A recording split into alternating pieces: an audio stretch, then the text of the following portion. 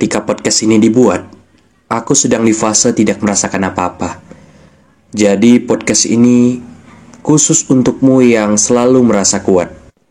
Maka potongan suara hari ini berjudul Menangis Sejadi-Jadinya. Selamat menikmati.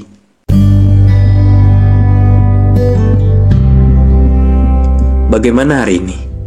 Kuharap dalam keadaan baik. Tetapi jika ternyata tidak, semoga setelah mendengarkan podcast ini, kepalamu tidak seberisik kemarin. Namaku Barun Aritonang dari podcast Kecewa Lama, yang berisi potongan-potongan suara tentang manusia, terang dan gelapnya. Podcast ini dibuat dengan aplikasi Anchor. Dengan Anchor, kita bisa rekam dan publish podcast langsung ke Spotify. 100% gratis.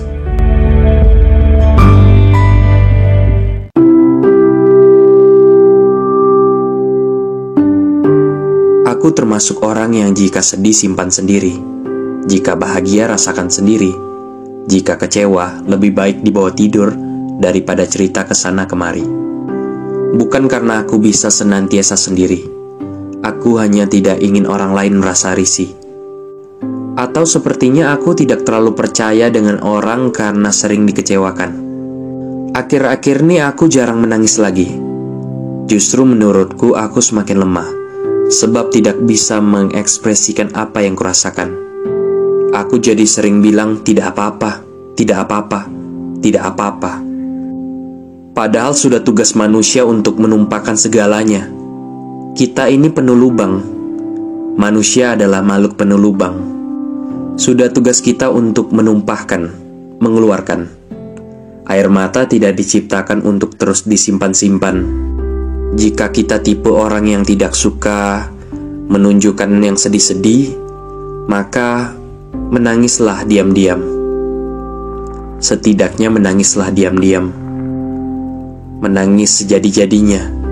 Dunia memang tempat yang keras, jadi wajar saja jika ketika kita terjatuh, pasti terluka. Namun luka itu jangan dibiarkan saja. Sembuhkanlah. Jika tidak ada orang yang mau menyembuhkan lukamu, kau harus berjuang lebih keras untuk menyembuhkan lukamu sendiri. Terlihat aneh, tetapi setiap kali sedih datang berkunjung ke tubuhku, aku tidak ingin orang lain tahu. Aku tidak ingin orang lain ikut andil dengan apa yang tengah kurasakan. Aku tidak ingin membuang waktu orang lain demi aku. Mungkin sebab itu aku sering menghabiskan tangisanku sendirian. Karena aku tidak ingin orang lain terganggu. Dunia tidak hanya berputar demi aku. Setiap orang punya masalahnya sendiri. Aku selalu menyimpan masalahku sendiri. Jika sudah tidak bisa ditampung, jika sudah terlalu menumpuk, aku menangis sejadi-jadinya. Aku egois. Aku melawan kesepian, kesedihan, semuanya sendirian. Jadi aku tidak ingin orang lain menjadikanku tempat cerita. Karena kurasa saat aku butuh bantuan, aku sendirian. Daripada sakit hati atau menggerutu, lebih baik ku tolak saja mereka yang ingin cerita kepadaku. Lagi-lagi ku katakan bahwa aku egois.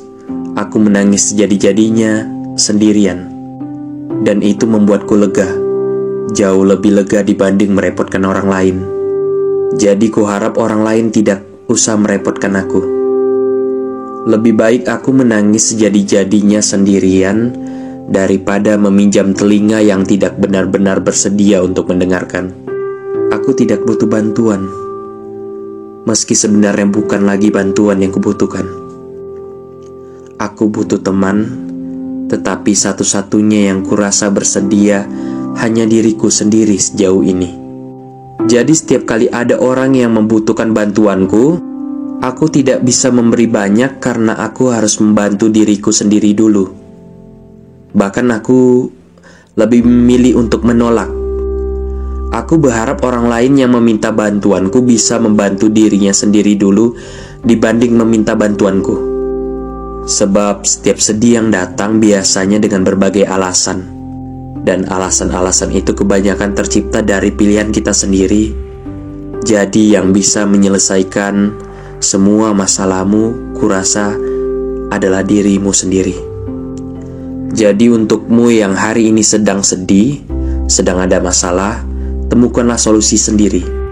Jika ternyata tidak ada yang mau bersedia membantumu, kau boleh mengambil jatah untuk menangis sejadi-jadinya, menangis yang lama, baru melangkah mencari solusi. Jangan merasa menangis itu lemah karena sudah jadi jatah manusia untuk mengeluarkan air mata yang kita punya. Menangislah sejadi-jadinya malam ini, agar besok bisa fokus untuk mencari solusi dari setiap masalah dan juga sedih. Terima kasih telah mendengarkan. Sampai bertemu pada potongan-potongan suara berikutnya.